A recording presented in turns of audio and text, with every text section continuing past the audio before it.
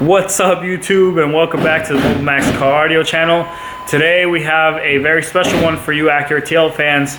We are putting a sub and amp inside of this Acura TL. So this car already has an aftermarket radio in it, but we will be adding an amp and a sub. I'll show you that in just a second.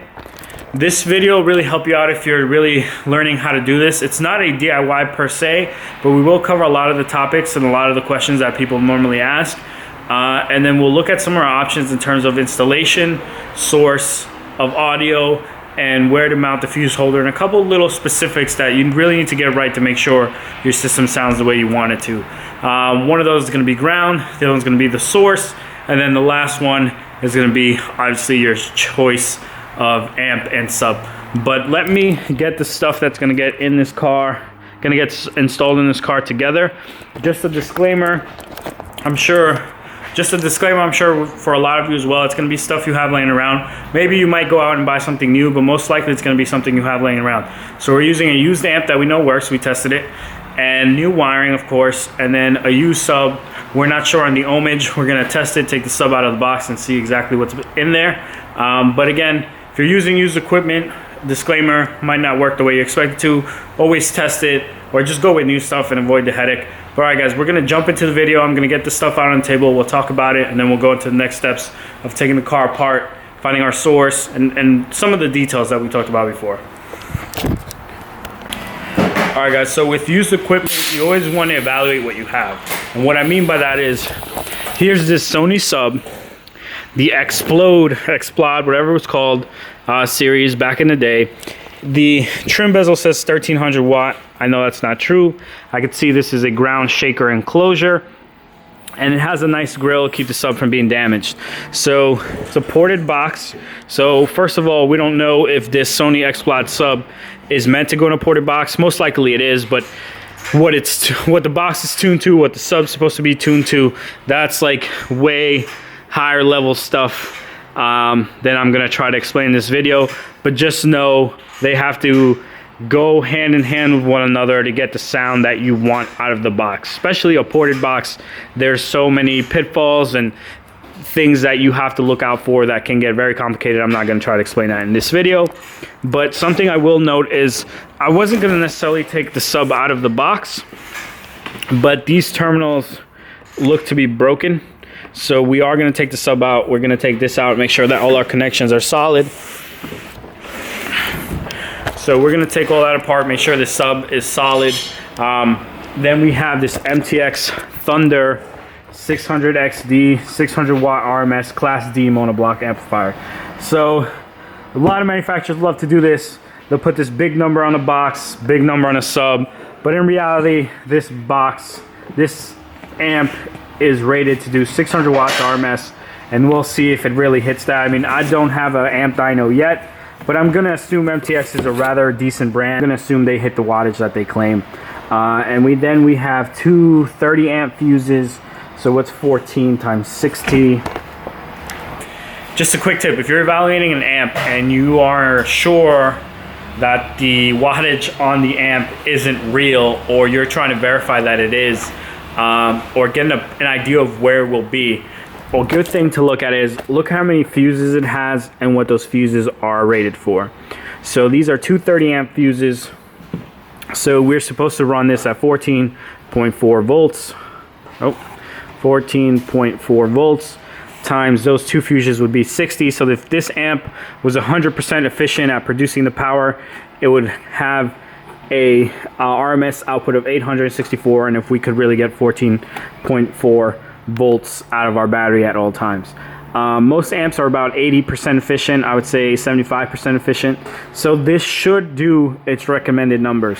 But if we only had one fuse here, or if we had two 20 amp fuses, then I'd begin to doubt this amp a lot more. Sometimes you'll have amps that have, 1500 watt written max on the marketing material, or even on the enclosure of the amp, and then have 140 amp fuse. It's like, it's never gonna do the amount of power that they're claiming to do. So don't be fooled by that false marketing. It gets a lot of people, especially newbies. You see a big number on the box and you think it's gonna be really strong and loud, but crappier brands tend to do that, and they sell crappier products. So just keep that in mind when you're either selecting a sub or when you're looking at used stuff to put in your vehicle. If you want the best bang for your buck, always look at RMS wattage. So here we go, 600 watts RMS, and we're gonna look at the sub to see what kind of power it can handle. I'm more than sure that the sub can handle the power we're gonna be throwing at it. And then also on your amp, you wanna look at your, what kind of gauge wiring you're gonna have. Most of you, I'm gonna say, are gonna go with a 4-gauge wiring kit like the one here. You don't wanna go with 8-gauge unless the amp calls for it. It's really a smaller amp. But normally, middle of the line is gonna be 4-gauge wiring that I just showed you. 0-gauge wiring is really if you're going above and beyond, but if you're gonna go 0-gauge, you might as well do the big 3 at the same time, because if you're just gonna go 0-gauge and think you're gonna get a ton of power, your lights are gonna flicker, you're gonna have some, you're gonna be starving your amp for power is what I wanna say. So if you're doing 0-gauge, make sure you do the big 3. If you're really going above the line, make sure you upgrade your alternator, but that's all different steps of the evolution of as you get louder and louder. But right now we're going for a simple system, 4-gauge, 60 amp fuses. We're going with a simple system that's going to be 4-gauge wiring, 600 watts RMS. It shouldn't put a big strain on our Acura's factory electrical system, and it should be a decent upgrade and sound very good. All right, guys, something that completely slipped my mind that you need to be aware of is the ohm load of your sub, and then the ohm load that the amp can support. So what I mean by that is there's a certain amount of resistance that this voice coil is going to have, and that amount of resistance is going to dictate how much power the amp can put out to it. So when we talked about that 600 watt RMS rating, that's at 2 ohms, and as you can see here, this is a 4 ohm woofer. So this woofer can handle 380 watts at 4 ohms, and this amp will put out 325 watts at 4 ohms. So this amp will go with this sub, but if we wanted the system to be louder, we would change our sub to a 2 ohm load so that the amp could provide more power to that sub. Now that's why I wanted to take this subwoofer out to verify how much power it could have, grab a model number, look that up, but thank God it's right here. See, it's a 4 ohm woofer, and it can handle 380 watts RMS. Also, you could have just taken a multimeter, measured the resistance, but I needed to know exactly how much power that sub can handle. Again, that 1300 watt max peak power is here, but it doesn't mean anything. So when you're looking to get the most out of your amp and your sub, you want to get a subwoofer that's going to be a 1 ohm load, or if not lower, and normally you'll accomplish that by having 2 sets of these terminals. So you have one set here, a dual 4 ohm woofer would have, a dual 2 ohm woofer would have another set over here. You could bring the ohm load down to 1 ohm at the amp. But right now, if you're just matching product to product the way we are, this is going to be running at 4 ohms, which is 325 watts, and this is a 4 ohm woofer. Again, if you wanted to go louder, you would look for a 2 ohm or a 1 ohm woofer. When you go down to 1 ohm, most amps aren't 1 ohm stable, so you need to verify that your amp is 1 ohm stable. As we look on this one, we can see that it is just rated for 600 watts at 2 ohms.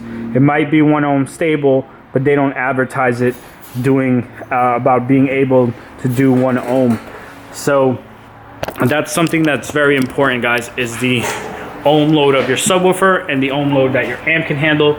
If you mismatch both, you could do damage to your equipment, especially your sub and your amp if you're putting a 1 ohm load when it can't handle it. So that's another part of this that you need to be aware of. If you buy new, or if you buy like a sub and amp kit, usually they take care of that matching for you, so you don't have to worry about it. But if you have stuff laying around, kind of how we are here, you need to verify that all your stuff is going to work together and how well it's going to work together. But I'm going to put everything back, and then we'll talk about the actual installation inside the car. All right, guys, now that we have our equipment taken care of, if you're using new equipment, don't even worry about any of that stuff. Just make sure you all matched it up correctly.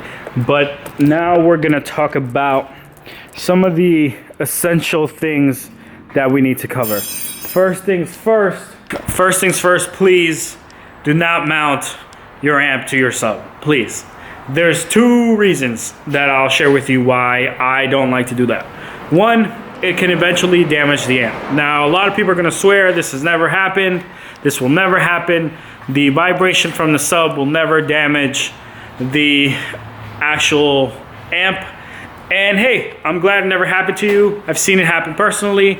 I know stories of gurus in the industry who say not to do it because it's happened to them, and I trust them. And also, I've opened up amps. You can follow a channel, very good channel, Bear Vids on YouTube. He does amp repair, and he's a strong advocate against mounting amps. He's a strong advocate against mounting your amp on your subwoofer enclosure. And he'll show you exactly the parts inside that will break from extended vibrations over time. So that's reason number one. Please don't. Just find somewhere else to mount the amp. To the back of a seat, I mean, not the best, but it's better than straight to the back of the subwoofer. Number two is usability and just personal preference. What I mean by that is, if you need to take the sub out of your trunk at some point for some trip, for something, now you have to disconnect live cables unless you undo the fuse, which most likely you'll forget. So you're gonna be disconnecting live cables. They could touch and cause that fuse to burn, scare you a little bit. And also, it's just not a pleasant experience. When you install your amp in a fixed location and your sub's independent, you can easily take your sub out. Usually you'll have quick disconnects, terminals for your sub, and now your sub comes out, you have speaker wire that's laying there, you could easily just tuck it to the side, lay it off. It's just a better overall experience. Now that's really a personal preference / installation preference, because it just looks better when the amps has their own amp rack and they're professionally put somewhere, instead of me just mounting to the back of the box and telling you to get out of here.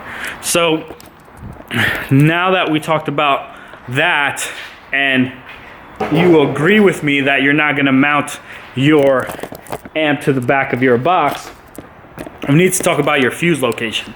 So if you secure your fuse to here with zip ties, I'm not mad at you. Do what you gotta do, I understand. But if you let your fuse hang because your wire comes straight from there over this, and you didn't even put a fuse, or you're just letting your fuse hang around, you're gonna start a fire, or you're gonna do some damage to something within your car eventually.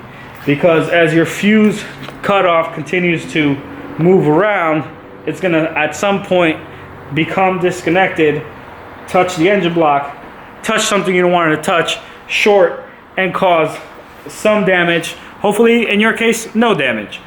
And the other thing, if you're the guy who runs straight power wire, no fuse cutoff, what are you doing? You're gonna set your car on fire, or whoever's car you're working on fire.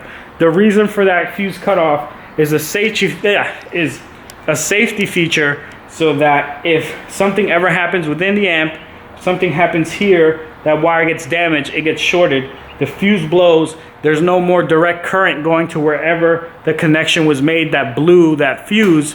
Things won't overheat, they won't get hot, they won't catch on fire. That's why the fuse cutoff is there.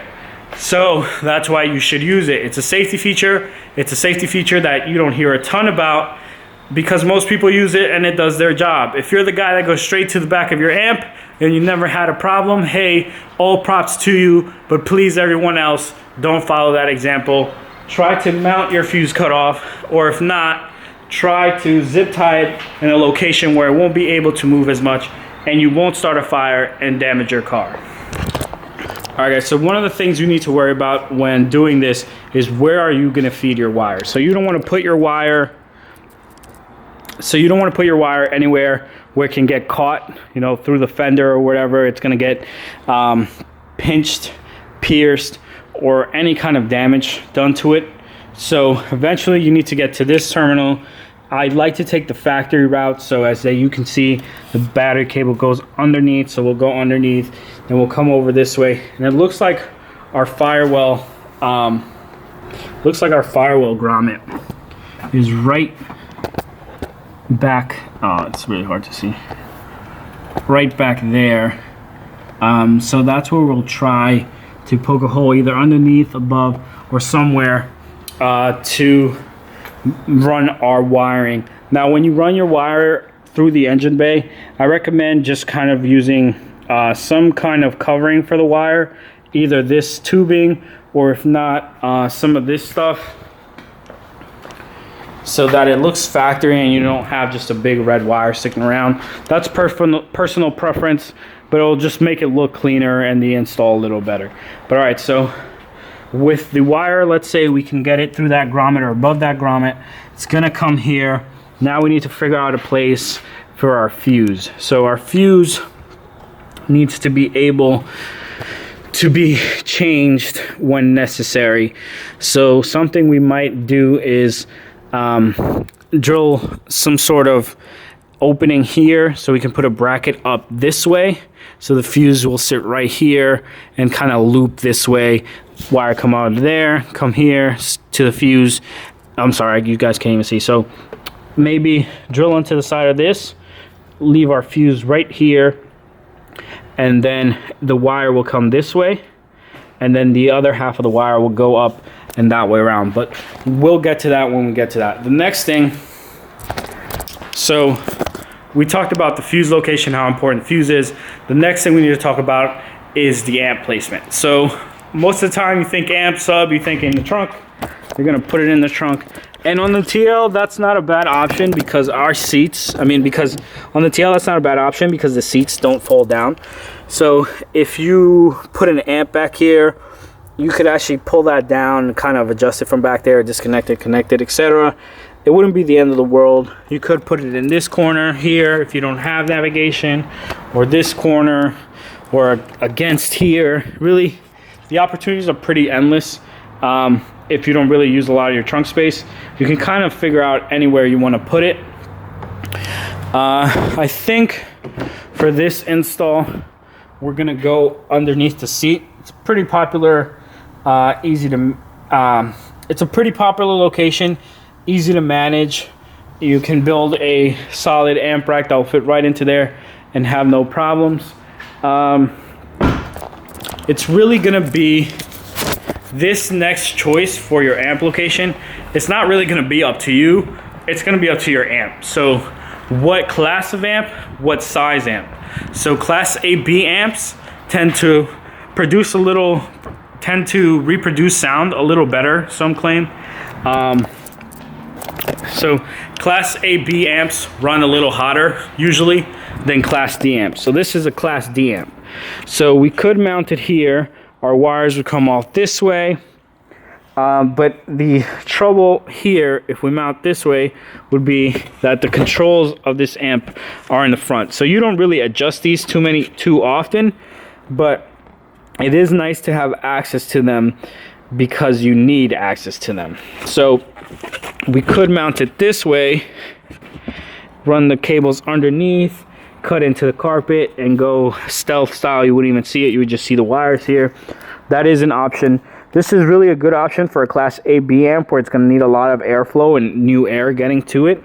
Or back here, same kind of thing. The seats don't fold down, so it's not the end of the world. You could put it in the middle, make something cool out of it. But we're going to go with a rather stealthy install, so you don't really know this car has a sub unless you hear it. And thinking something like that. The only problem here is the wiring. Again, if we put the amp here this way, you're gonna see the wires. It might get bumped every so often. So we'd really want to put it like this. Problem with that is we don't have access to the controls. So I don't think this is gonna be a viable option here. I think we are going to need to mount this guy here. I think this is the best way to do it, and then run all the wires out this way. Here, let me get some light. Back to what I was saying, it's going to be up to the amp size, amp class, where it's going to go. Class Ds tend to run a little cooler. As you can see, this is a Class D amp. Class A Bs tend to run a little hotter, so you want to put it somewhere it's going to get airflow. This isn't going to be a good option underneath the seat because the same side the wiring is on is the same side the controls are on. So we want to put it somewhere it's going to be accessible. Here we can clearly service everything, and it's not a bad location for the amp.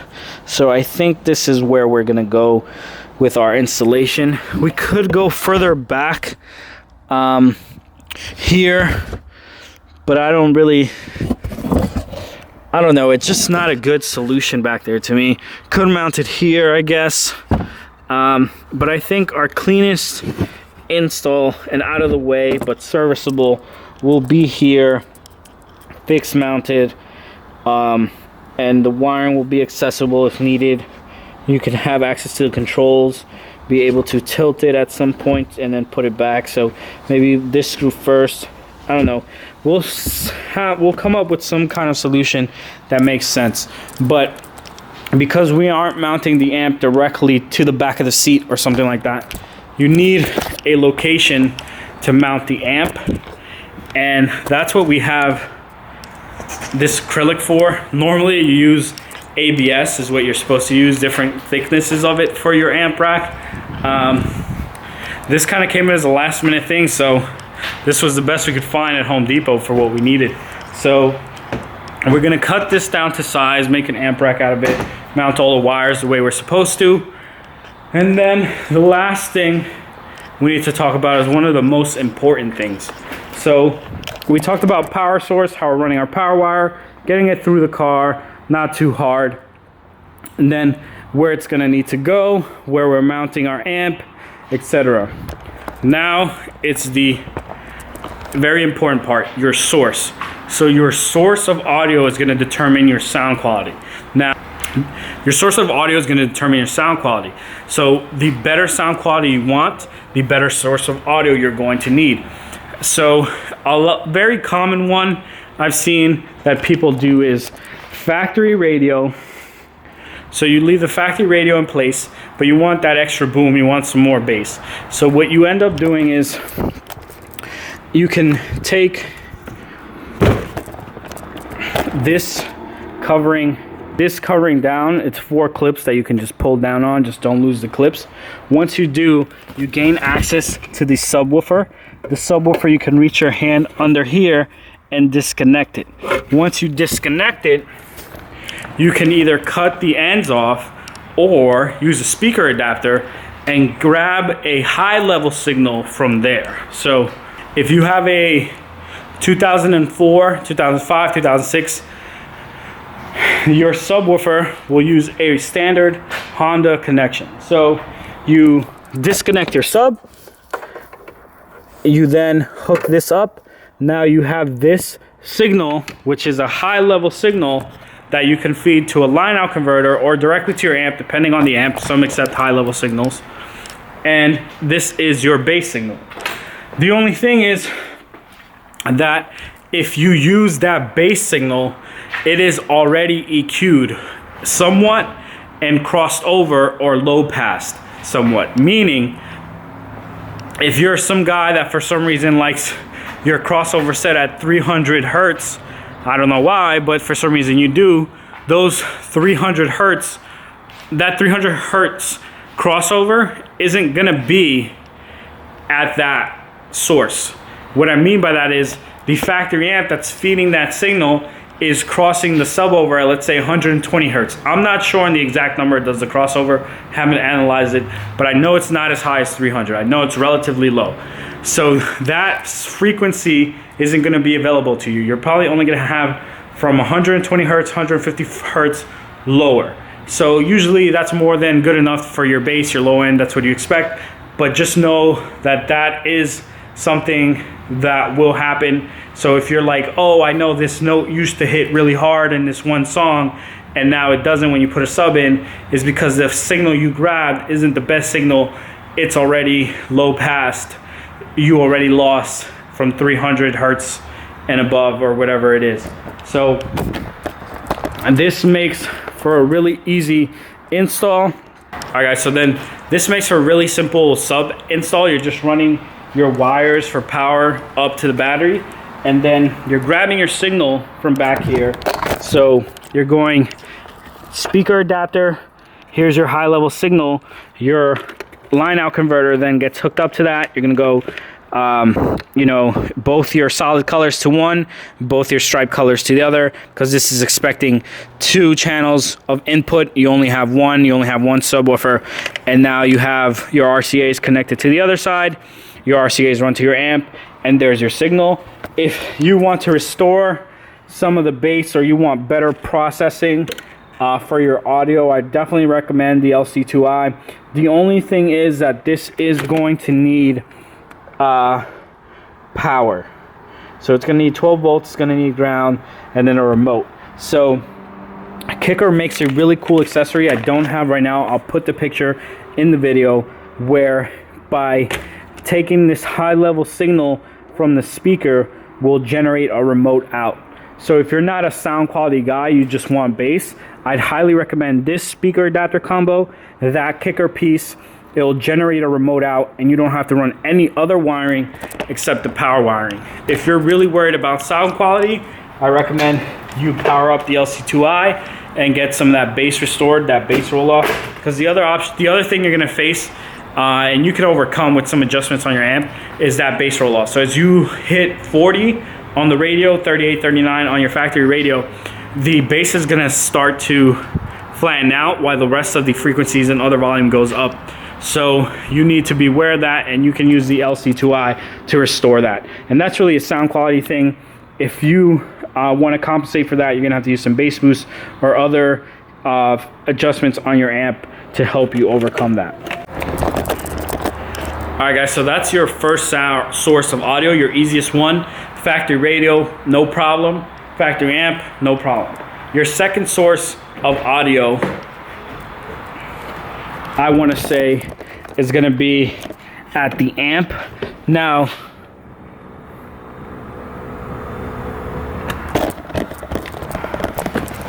this would be the same signal if we went after the amp that you would get back at the speaker. So we're going before the amp.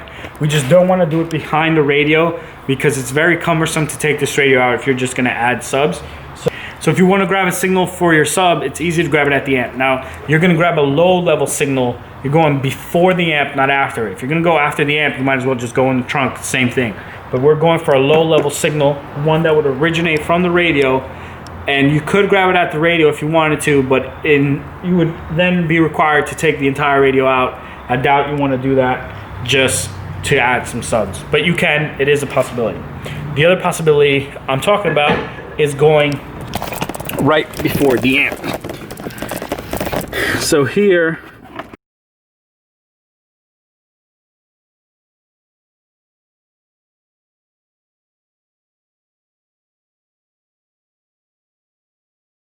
okay, there we go.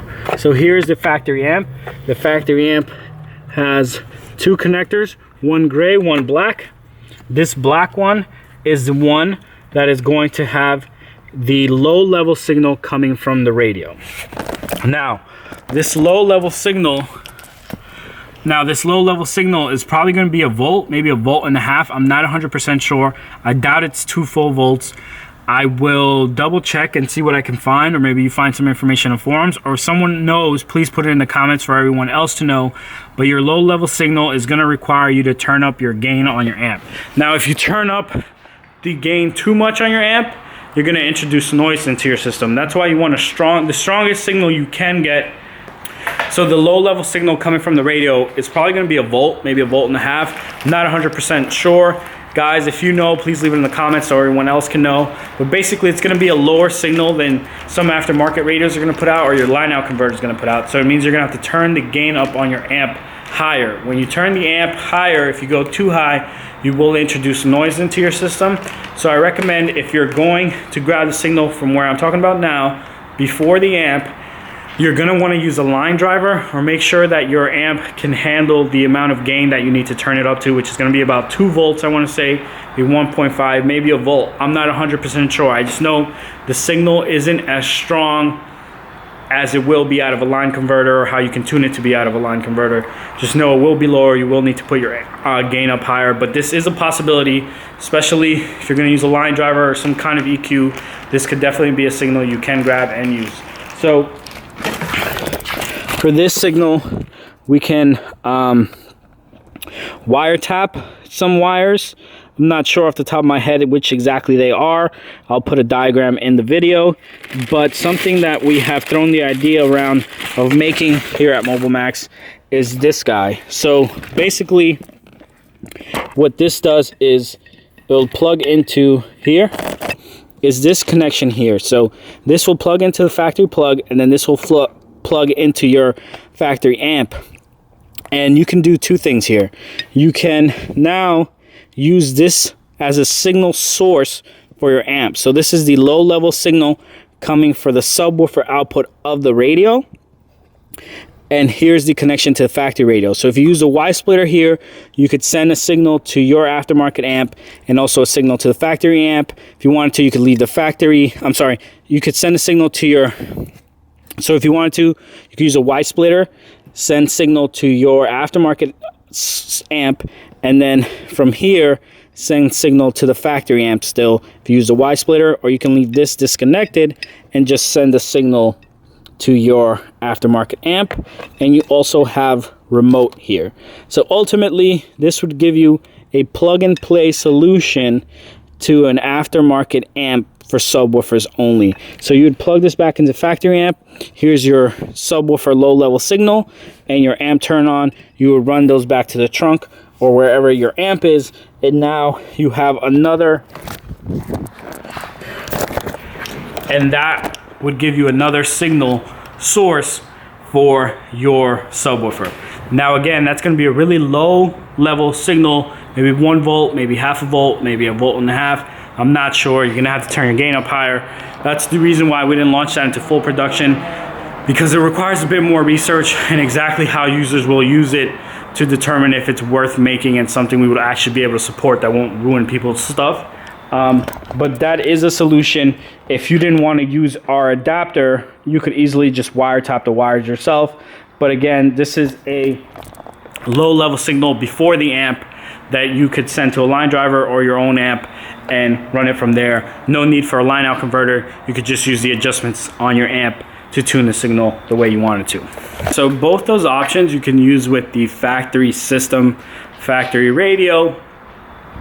The next option is going to only be available with the aftermarket radio. So this TL, we used our complete kit to install an aftermarket radio already. This customer came back to add the subwoofer.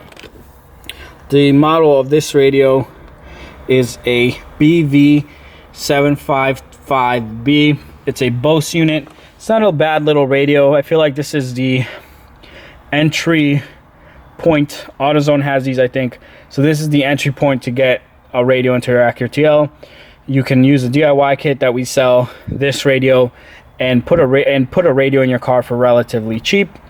Also, if you use our plug and play harnesses or our DIY kit, if you use our product to install your radio, you can use the other product we talked about earlier to grab a signal from there if you wanted to, and it would be the signal that is coming out of your radio. You just wouldn't have to take the radio out. You could grab it from over there instead of having to take this out. I hope that was clear enough to understand. If it wasn't, please leave a question down in the comments. Basically, all the signals that are being generated from this radio that are going out of the RCA ports. So you plug 5 RCA ins to the back of this radio. Those 5 RCAs feed wires that go from here underneath the glove box down to there. So the signal that is coming out of the aftermarket radio you installed, if you use one of our products, is also down there. So you can grab it down there instead of having to steal it from behind the radio and taking this all apart again. But for this case, we are going to be taking it all out. We want to grab our signal from the source. The 2 RCAs are going to go straight to the back of the radio. So if you're unfamiliar with how to take the Acura TL apart, please watch our installation video. That will show you how to do it. But this would be your last and best source signal. Well, I don't want to say best because you could also add a DSP and other correction devices to your system. But I recommend, if you're going to add subs, you care about sound quality, either use a DSP, a line out converter with multiple features in it, or an aftermarket radio that's worth some money. Because if you go with an Android radio or one of the cheaper radios, even this might not have the proper crossover settings. We're gonna find out to really tune the system how you want. And it's most important when you're gonna go, it's really important for you to have a good head unit when you plan to run, you know, voice amps and sub amps, etc. You want to have a good source of audio from the beginning so that you can tune it how you want, EQ it how you want. If you have garbage coming in, garbage is going to come out. So just keep that in mind. So, all right, guys, we covered the main things to get a sub in your car, an amp in your car. You're going to need to identify where the power wire is going to go, where you're going to mount your fuse for safety. The next thing you're going to need to do is figure out where the amp is going to go, where the sub's going to go. There are multiple sub options. That big sub I showed you is one of them. There's also other options for you to consider. You have slim subs, so if you wanted to go with something smaller that didn't take up as much room, this sub right here, this kicker sub right here, can handle the same power that that Sony sub can, and it's only a 10-inch, and it's a lot slimmer. So this sub that I just showed you can handle the same amount of power as this sub, and it's also 4 lows, and it's also 4 ohms, so it's easy interchangeable if you wanted to go with something slimmer. Then you also have other options for enclosures. So one of the popular ones for trucks is downfiring enclosures, but they're also very popular for tight places. So this is an enclosure from Kicker. It comes with a Comp RT or a small 8-inch sub, and it sits like this in your vehicle. So let me show you. Downfiring subs are a great kept secret. I mean, if you're not looking to shake the house with bass, the downfiring enclosure, if you're not looking to shake your house with bass, the downfiring enclosure does a good job of providing just enough clearance for that subwoofer to move, and also looks good and doesn't interfere. So here I could easily load stuff in and out of the trunk without worrying that I'm damaging the subwoofer or that something's going to pierce it, because it's down facing. It is never going to be open to something that might hurt it. If something crawls underneath and comes up, that's a different story. But most of the time, it's pretty safe. Downfiring enclosures are something you could use, or a slim enclosure. You don't have to go with this big sub box like this. So we talked about the power source, the battery, where you're gonna run the power wire, where you're gonna place your fuse. Then we talked about amp location, under the seat, mounted to the back of the seat in the trunk somewhere, but please just not on the subwoofer enclosure. Then the next thing we talked about are your subwoofer options, which you can use a slim sub, you can use a big box like that, you can use a custom made box that fits into this location or this location. You can find those out on the internet. They still make them. They're pretty pricey, about 350 bucks, 400 bucks. Use a downfiring enclosure like the one shown here, the Kicker we talked about.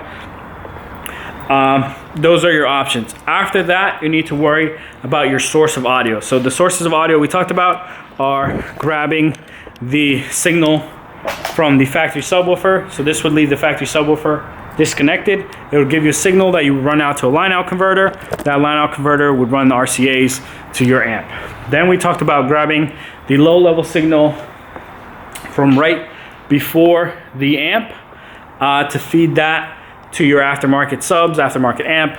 That signal is going to be very low voltage, so you have to make sure that your gains are adjusted accordingly. And then the last and one of the best signals is going to be straight from the radio, depending on the radio you're installing. But most likely, you use a good quality radio, you'll have the proper EQ to do and the proper crossover settings within your radio. All right, guys, so now that we talked about the sources, the last thing we need to talk about, and I forgot to mention, is grounding. So grounding is very important. Make sure you ground to metal. Make sure you pick a good grounding location. We did not talk about that yet, But I'm more than sure that beneath this carpet, there's gonna be a location where I can mount the amp, where I can secure the ground for the amp and peel all the paint off and get metal to metal connection and provide a good ground. If you don't have proper ground, you can damage your amp. You can introduce noise into the system. So you wanna make sure you have good ground, and you wanna make sure that your battery terminals are clean and that they're also tight. I've seen that introduce noise into systems as well. So you wanna make sure to take care of that, because you don't wanna go hunting later on, where is the problem? And you don't wanna go hunting later on when you're done. You wanna enjoy the sound when you're done. Last thing you wanna do, and a lot of people forget to do, is after everything's together, you wanna tune, you wanna set your gains, you wanna set your crossovers correctly. So what'll happen is, you'll have someone do this for you, put this together, you'll do it yourself. Then at the end, you'll have really bad sound. You'll have so much bass that it overpowers all the other stuff. Or you'll have an amp that goes into protect, you'll have noise coming from the amp that you don't want. And all those things started from you planning. So you need to make sure your plan is airtight, try to follow it as closely as you can, and then you'll deal with little things, obstacles that happens in life, but you'll be more prepared to deal with them. But all right, guys, I'm gonna jump into actually doing the installation, and along the way, I'm gonna show you other little parts. Something I did wanna mention is, if you already installed a sub in your car, and now you're looking to add another, now that sub is really loud, so it's overpowering the, speakers. Now you wanna add a voice amp or a 4-channel amp for your speakers. We have several. All right, guys, before I jump into actually working on the vehicle, the last thing I want to talk about, and people are going to ask about, is the factory sub. So the factory sub is an 8-inch sub that is free air. What I mean by that is that this subwoofer, this is a factory sub right here in a 2004, 2005, 2006, 2008. I mean 2004, 2005, 2006, 07, 08, the subs change. The connector changes. Well, the sub shape changes as well. But this sub is a free air sub, meaning it gets mounted in an enclosure that it's not fully sealed and it's not ported. It has a lot of free moving air. So the sub that you need to install needs to be of the same type. If you use a regular sub that is supposed to be meant inside of an enclosure, if you use a regular sub that's supposed to be inside of an enclosure inside of your Acura TL as a free air sub, it will eventually cause damage to it. So Kicker makes a couple, Sony makes I think 1 or 2, no, Pioneer makes 1 or 2. There are other brands out there that I'm sure will make some, but the one I've seen used the most is the Kicker. MB Quart also makes some now, but what I want to show you is our upgrade package that's plug and play for the sub and for the inside of the car. So here is the MB Quart 4-inch free air sub. You can see it's shallow. The other thing too is that you're not going to have a ton of room here, so it's going to need to be rather shallow. So here you can see we have that Kicker Comp R sub I was talking to you about, that is 8 inches free air, and then we have our custom made bracket that was 3D printed, and you can see we road killed or kill matted all of this, sound deadened all of this. And this upgrade isn't bad, except that even with all of this kill mat, and we still need to add a couple of sheets more sound deadening, you still get a lot of rattle. So it is an upgrade you can make, but if you're gonna feed a ton of power into this sub, you're gonna get a lot of rattle from the metal and also from this cover. So that rattling, when you're going over 200 watts RMS, gets to a point where it's just not worth it. You're better off just putting a trunk, you're better off just putting a sub in the trunk. So let me show you the plug and play amp quick. So the plug and play amp we're using here for the 5-channel system is an NA2 500.5. So this amp is plug and play. It connects to the factory connections. So this amp is plug and play, connects to all the factory connections, and you can mount it up here. We're still working on a mounting mechanism. These aren't shipping yet, they're back ordered, and we're still working on the product. But I can tell you it does work. It does get loud. That amp does 200 at 2 ohms RMS to the sub, and then 50 or 40 to each door at 4 ohms, but I think it's like 65. I have to get the breakdown exactly. I'll put it in the video, but it does get louder. It does add bass to your system. It does sound good. But if you're gonna turn up the bass boost on that amp, it's going to cause too much rattle back here, and I don't recommend it. I would say we're going to be selling a combo with a down-firing sub like I showed you, that's 12 inches that you can mount in the back, and since it's down-firing, it won't really get in the way of what you're doing. If you're really set on this upgrade for the rear, we are selling that as well, and it's coming with a bunch of sound deadening material, so you can make sure that you apply it all to minimize the rattle, but it is a possibility that you will not get rid of all of it. Now, along with the 5-channel amp, we are selling a 4-channel variant for the people who already have subs and want to add louder voice speakers. So you can use those with aftermarket speakers. You can use both amps with aftermarket speakers or with the factory speakers. When you use it with the factory speakers, the 4x100 is very powerful, more than the factory speakers can handle, so you need to tone down your gain and adjust the levels so that you don't send too much wattage to them and end up burning one. But that again is further down the line, end of October and probably mid-November, end of November maybe. But they are coming, we are working on them. Those are plug and play amps, 4x100 or I forgot what that said, but either a 4-channel amp or a 5-channel amp, plug and play. You will lose the center channel. But they are coming, they are available. They're going to be paired with different subs, different combinations. You can buy just the amps. They're going to be wired together, so all you have to do is plug it in. But that's an option that's coming. But if you are really set on installing your own subs, you really want a lot of bass, here we are, back to the installation. I'm going to get started now. I'll bring you in as I work on different things and show you different things. But that's really it. Now that we covered all our bases, you know what you need to do to get started. Taking trim panel isn't too hard. I'll try to capture some of it as I do it, but I don't have anyone to help me film. So I try to get what I can, but I can't promise you that this is going to be a DIY because it's not. But I will try to get you as much information that you'll need to be able to do this yourself. And then the last thing I'm going to ask is that you give the video a like. It takes a lot of work to put these videos together.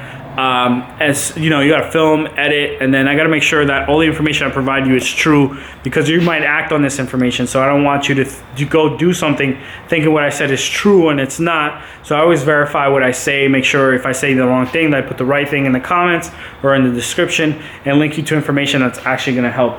So all I ask in return is that you give the video a like, subscribe. If you're in the area, we're in New York, we have a shop now. We can easily work on your vehicle, whatever you're looking to do. We have stock, different radios, different systems, etc. So if you're looking for something, feel free to stop by, send us a message. We're working by appointment only right now because of everything going on, but you can always just reach out to us on Instagram, Facebook.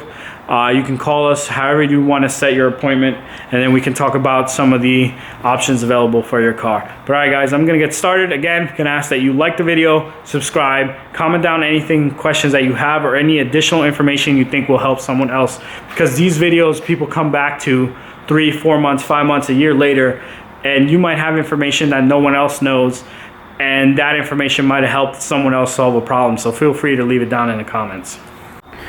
All right guys, so I found a mount location. I'll show you that in a little bit. I have my amp mounted. I'm gonna start my wiring. One of the things I wanted to talk to you is this Efx Wiring Kit by Scosche. It says True American Wire Gauge Oxygen-Free Copper. So OFC, it's a big word you'll hear all the time, oxygen-free copper. And the reason why you want to use this stuff over copper clad or some of the other wiring kits is simply because the resistance per foot is lower on oxygen-free copper, meaning when you're running 17 feet of this stuff, that matters. You can lose power in the run from here to the amp because of the resistance buildup foot over foot of this stuff. So if you want the most power to your amp, you want to use oxygen-free copper. You don't want to use copper clad or whatever, copper, whatever, I don't even know what the other stuff is called. But those are cheaper kits. You'll see them on Amazon, eBay, 30 bucks, 20 bucks, 4-gauge wire. Like, how is it so cheap?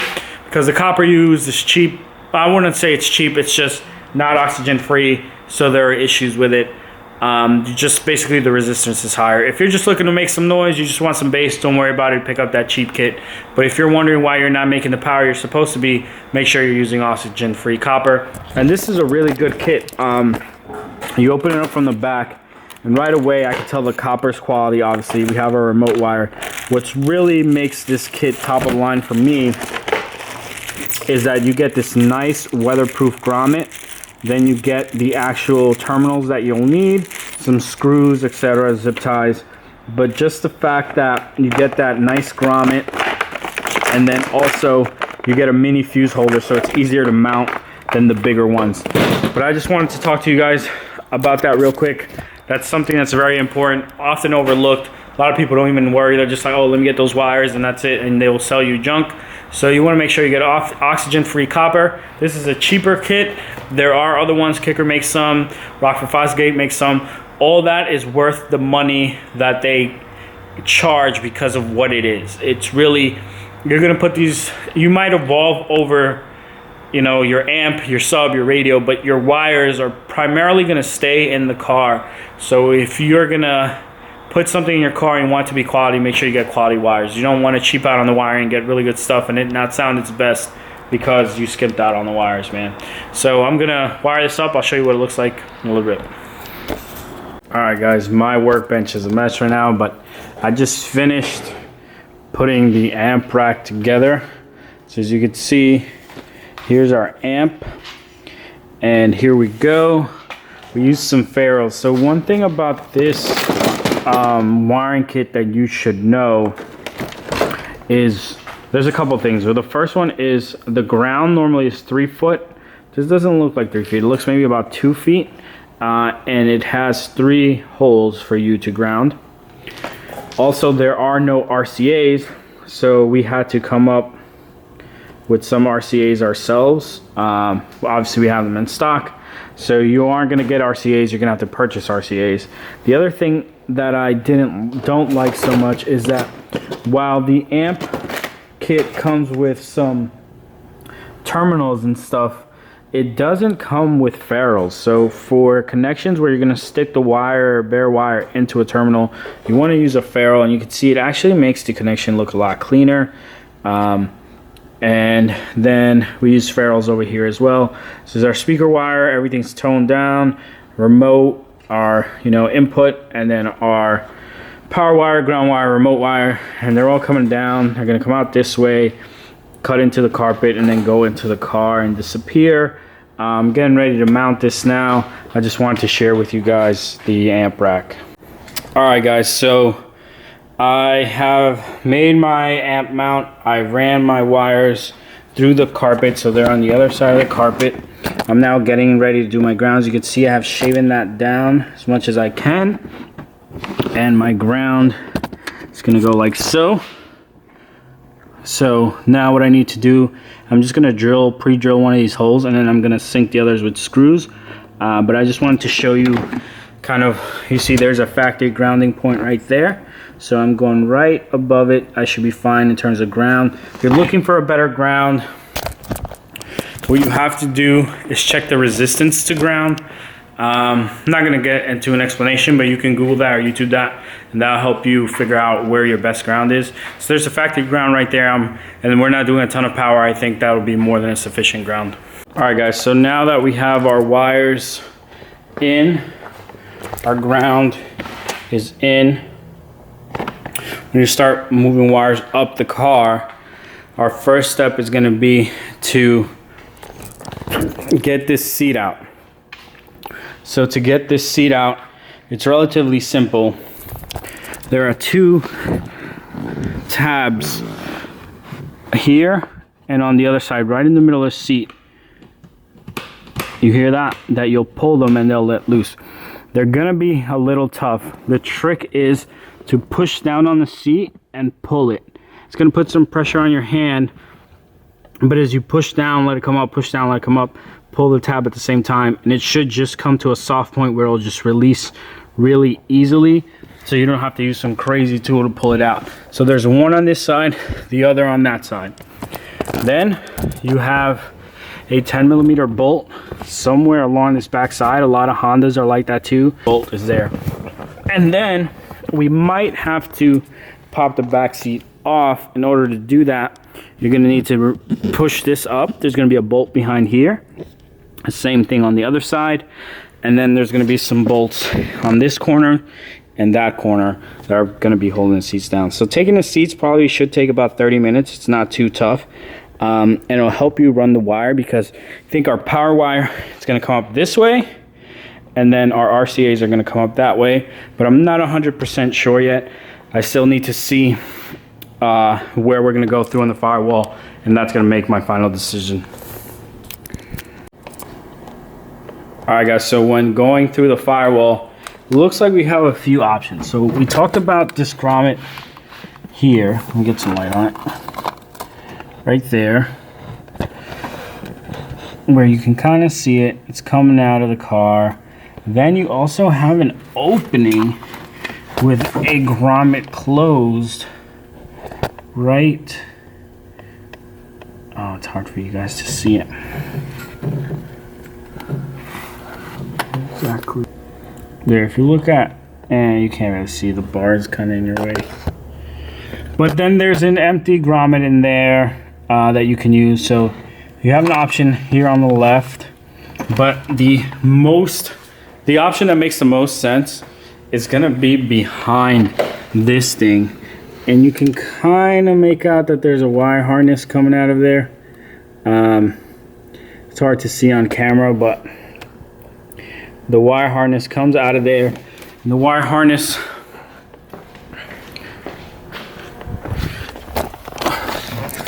that feeds there is this one right here.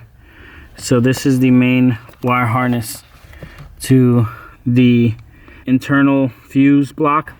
So we're gonna go, all right, my hands in there. We're gonna go right below it, right next to it, right in that spot. We're gonna start drilling.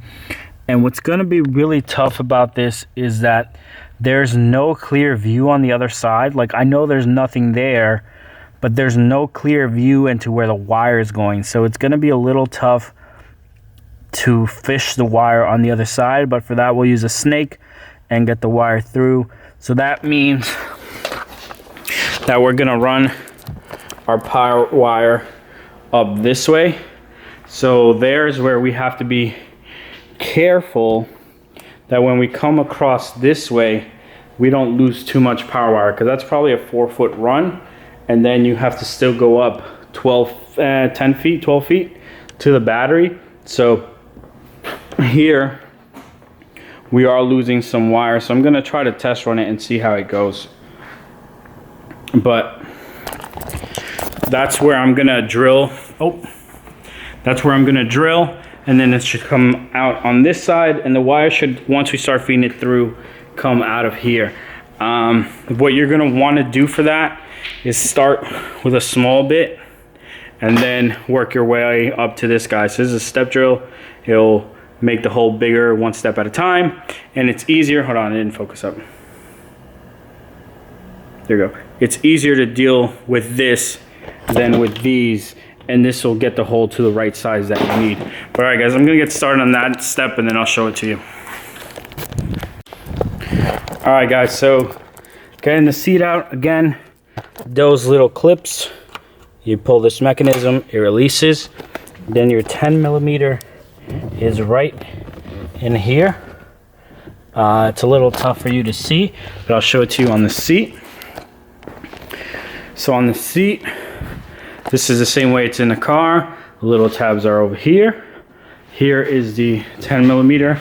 So you're gonna take a deep socket and a long extension and just get it out of there, and then you should be able to take the seat out. Now for here, like we talked about, this screw right here, then there's a matching screw on the other side, and then there's two behind the headrest. And for these,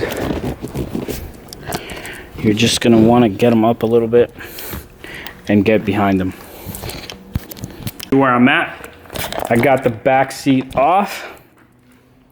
Again, 2 bolts behind here. You lift the headrest up, stick the socket through there. Be careful when you're pulling the socket back. Use your finger to move it out the way because it will take it off your ratchet. It will fall through and you might not be able to get it.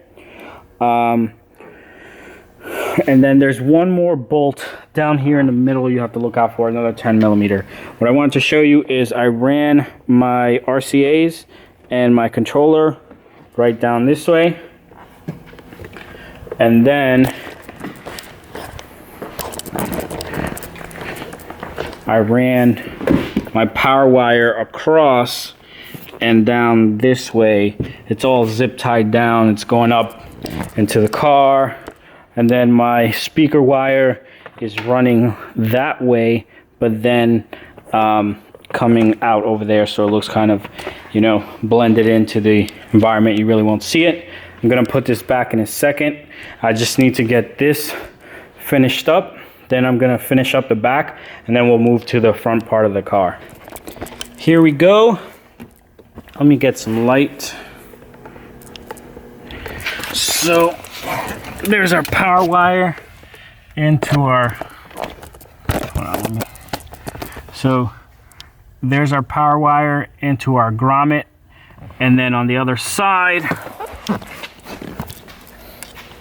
you can see it's all zip tied all the way through. And then on our other side we come up from underneath. You can barely see the cable there. And it gets zip tied, zip tied, zip tied, comes around the battery this way, and then to our fuse cutoff.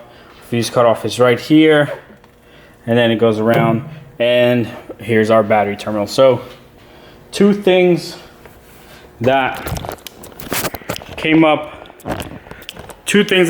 during the power wire run.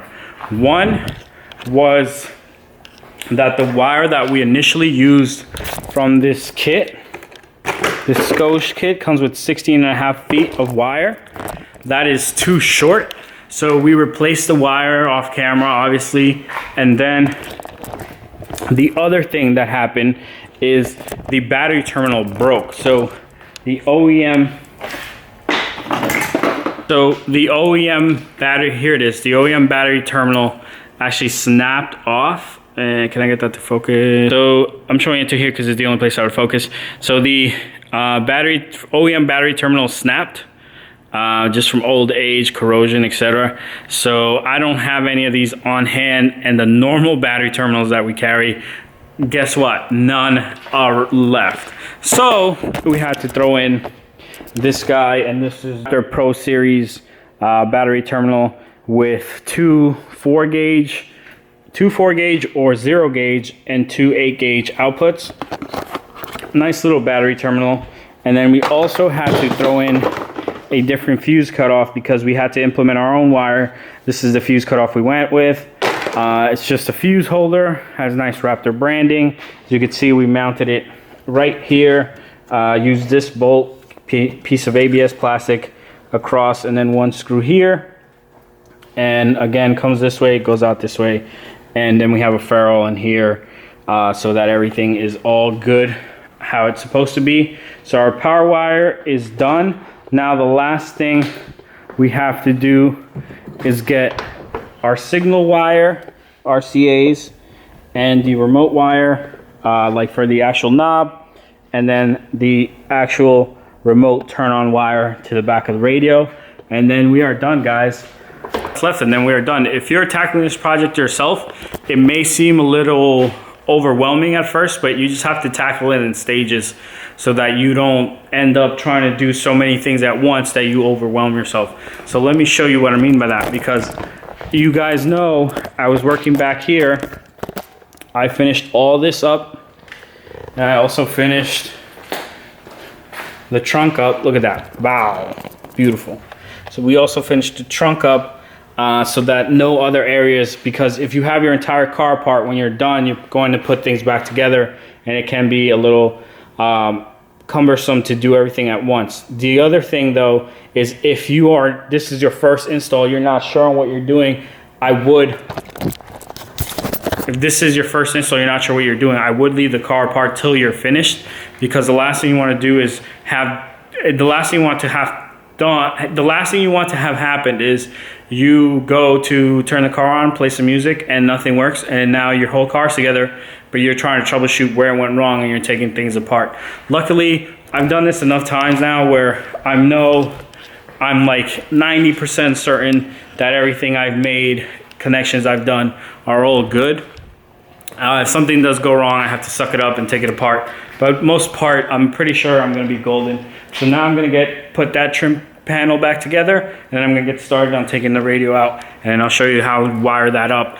Our plug and play harnesses work well with aftermarket subs. You can use the factory sub and aftermarket sub. You can just leave the aftermarket sub. My recommendation is, if you're going aftermarket subs, disconnect the factory sub so that you don't have any cancellation of any frequencies among both subs, and you'll get the best sound experience out of that. So let me get started with that, and then I'll hop back on the camera.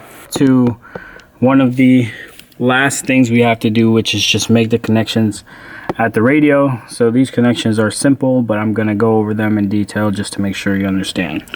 So ignore all of this. This car, it was just a nightmare with what happened to it. Someone cut this entire plug off and they messed with wires here. But ignore this. Pay attention to this. So here's our plug and play harness. So we have our two connectors going into the car. We have a parking bypass installed. Here's the connector for the radio. Here is what we need to worry about, which is our RCAs. So we're going to be dealing with this one. This is the sub RCA. It's labeled sub.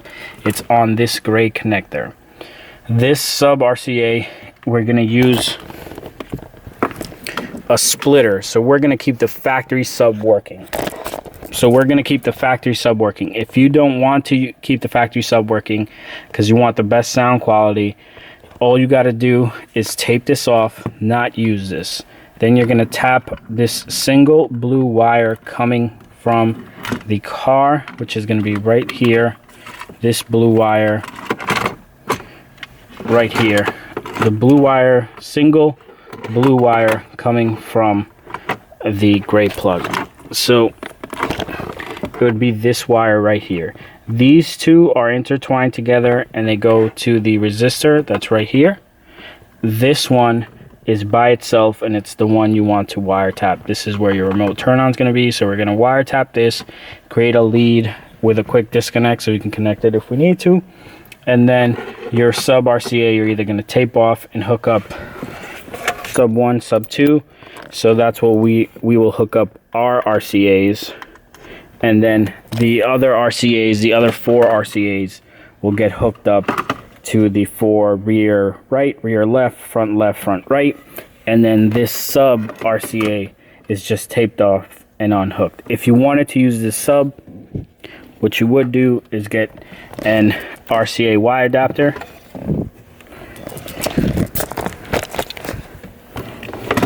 So you would, come on, where is it? So you would get an RCA Y adapter, and then you would plug in, I'm gonna go left, this to here.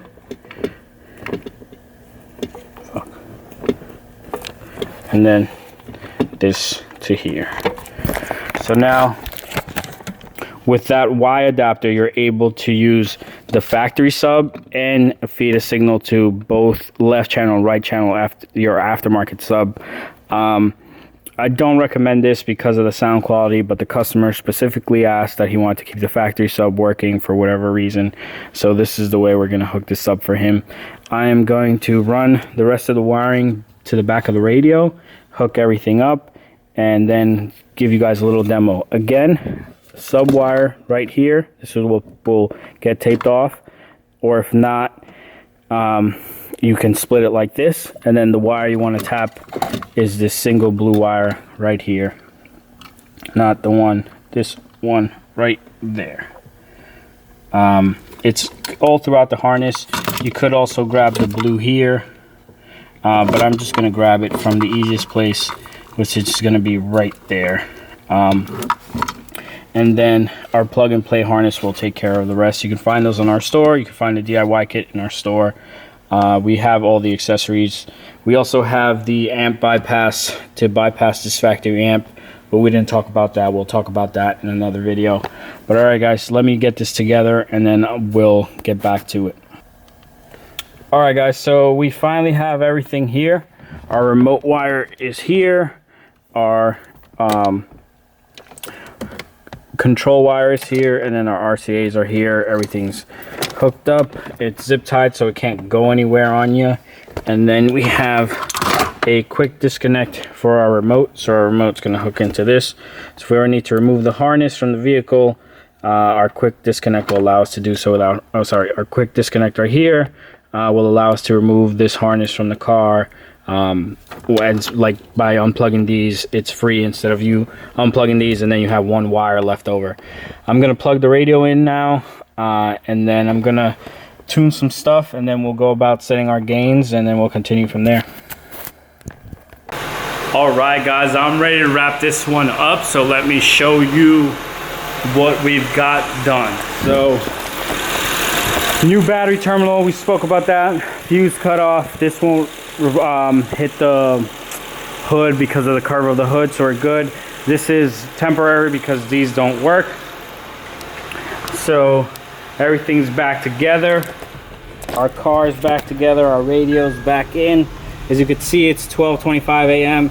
Not really. It's not really. It's 1:25 a.m. But we'll fix the time later on. So now, let me show you the rear. So here we go, we got our sub in. The last thing I'm missing to do is to mount the sub. And basically all I do is I put an L bracket on the back of the sub, one screw into the floor, one screw into the sub, and that secures it in place well enough so it doesn't go anywhere. And here is our amp rack. So here are all the wires coming up and going into the carpet, and it's on a piece of acrylic, so it's mounted in there pretty nice. The acrylic, since it's clear, you can't really see it. And that's it, guys. That's it. I mean, what's left to do, I've done it a little bit, is tune the system. We set our gains. For our gains, we used our trusty dandy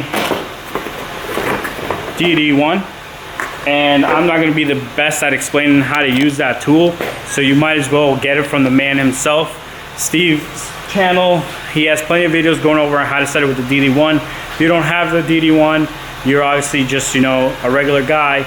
You could just use Ohm's law, calculate the resistance times the RMS power and square root that, and that should give you the approximate voltage of your line out. Again, not the best at explaining that either. You might want to look a video at that. If not, if the amp you're using has a clip light, you can go by that. That's really to maximize the power of the amp. If you're doing a huge amp and you want it to match what you have in the vehicle, you might be better really what you want to set your gain with a tool like that. But if you are just trying to match the interior system and you have a pretty big amp, you don't need to necessarily fine tune your gains. As long as you're comfortable with the level of the bass and it's not over a huge amount, you know, maybe you turned it a quarter from where it would be and that was loud enough for you, that's satisfactory. You don't have to think you're gonna damage something. So let me see if I can show you on the gain. I have it set to 1 volt right now, but you can see it has 5 volts, 3 volts, 1 volt, 0.4, and then 0.022 or something like that. Can't read that clearly. So let's say if you went from 5 to 3 and you didn't get any clipping, but that was more than loud for you, then you can leave it there. I got clipping at a little past that with the parameters I set at the radio for how the customer asked. We're gonna do a little bit more tuning tomorrow. Right now it sounds good. Let me show you the speaker do some shaking.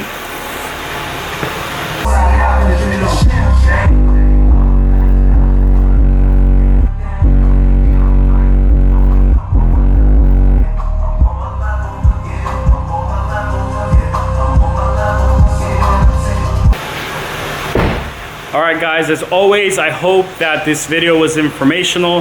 I hope you now know how to tackle the amp installation in your Acura TL. And do me a favor, give the video a like, make sure you subscribe. Again, we're always doing content with Acura TL, so if you have an Acura TL or an Acura, some of the stuff might apply to you, some of it may not. There's always information, and you can never go wrong with having more information. So, one last thing I want to mention is those amp plug-and-play kits will be shipping end of October. They're listed on our store now. Our amp bypass is in our store, our plug-and-play harnesses. If you have an Acura TL and we're doing some MDX stuff now, or an MDX, we can help you out. And obviously, if you're ever in need of an install and you're in New York, you're willing to drive out to Long Island, we'll be more than happy to work on your vehicle. Working by appointment now, so just make sure you give us a call, a text, or Instagram message before you decide to head over. And as always, guys, thanks for watching.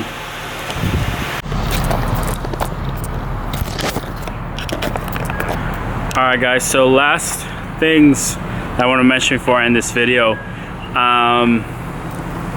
This is the day after, by the way, I forgot to mention this. So we ran the knob for the, so we ran the wire for the base knob. It's actually in here, but the customer didn't give us the base knob. He said he'd take care of it later if we could just leave the wire where he could hook it up. So it's gonna live in this compartment where he can easily, you know, hide it if he wants to, or leave it where he wants to. So here's what the radio looks like. Everything done. Again, you have navigation, don't have navigation, this works for you. And then let me show you the amp setup. So here we have our sub, and there's our amp rack again. But alright guys, I just wanted to tell you about some few last things that you might run into. Number one is noise. So you might encounter some noise in your system, either engine feedback or some noise in the RCAs. One quick fix is to get a noise group, a noise loop, a ground loop. There you go. One of the quick fixes is a ground loop isolator. You hook it up to the RCAs, it'll take any noise out of them. They're relatively cheap and you can find them almost anywhere. The other thing would be to clean the battery terminals. So on these TLs, the battery terminals get pretty dirty. They're not tight and clean and your grounds aren't clean. You could introduce noise into your system. So that's another thing to look out for. And then just the quality of your radio. If you're using an Android radio or a cheaper head unit, some of them just generate noise. So you're just gonna need a line out converter no matter what. So it might be on the safe side just to grab one so that you have it. I'm trying to think what other questions. You can leave the factory sub hooked up and run aftermarket subs. The aftermarket subs, aftermarket amp for subs does work with our plug and play harness. I showed you that earlier.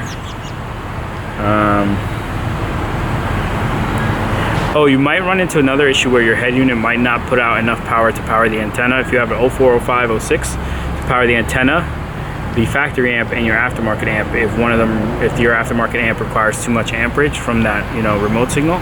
So if that's the case, you're gonna have to run your own remote.